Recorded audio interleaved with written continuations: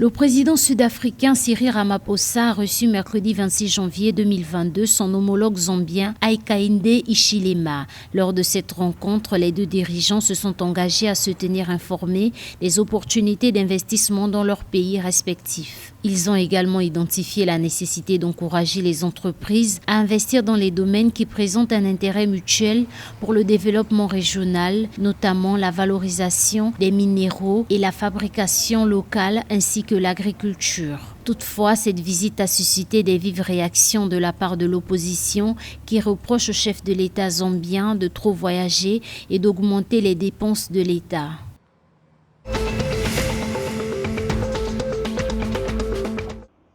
Le principal leader de l'opposition au Zimbabwe, Nelson Chamisa, se montre confiant quant à sa possible victoire à l'élection de l'année prochaine. Lors de sa récente sortie face aux médias, le chef de l'opposition a annoncé croire en sa victoire à la présidentielle l'an prochain malgré la répression de la part du pouvoir. Nelson Chamisa estime que les succès historiques des opposants en Zambie et au Malawi sont également possibles au Zimbabwe.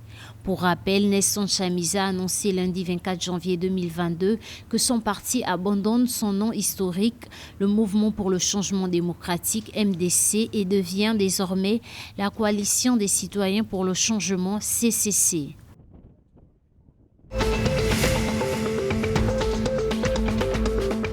Le ministère namibien de l'Agriculture, de l'Eau et de la Réforme agraire et le ministère de la Santé et des Services sociaux ont confirmé jeudi 27 janvier 2022 une épidémie de grippe aviaire hautement pathogène chez des oiseaux sauvages dans la région des Rongo. Plus de 200 oiseaux sauvages morts ont été observés depuis le 13 janvier sur l'île aux oiseaux près de Walvis Bay et autour de la Salt Company à Swakopmund. En attendant de mieux maîtriser cette épidémie, les autorités sanitaires namibiennes interdisent les déplacements d'oiseaux domestiques ou sauvages vivant depuis les zones côtières de la région des Rongo, à l'exception des importations et des livraisons en transit en provenance d'autres pays.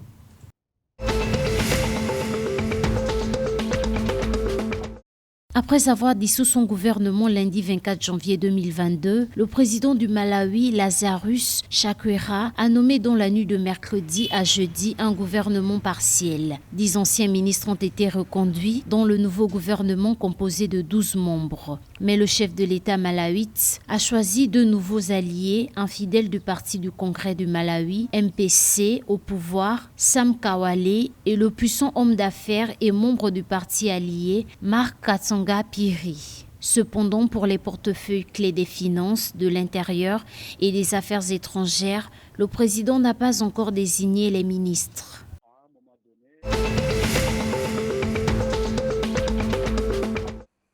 4 millions de dollars, c'est le nouveau succès de la start-up sud-africaine des services financiers FlatSpace. Parmi les investisseurs, on note Global Founder Capital, Base Capital, Finca Venture et Rabat Partnership, entre autres. Ces opérations de mobilisation de fonds devront permettre à la start-up de se développer sur le plan local, mais également d'assurer son expansion en Afrique.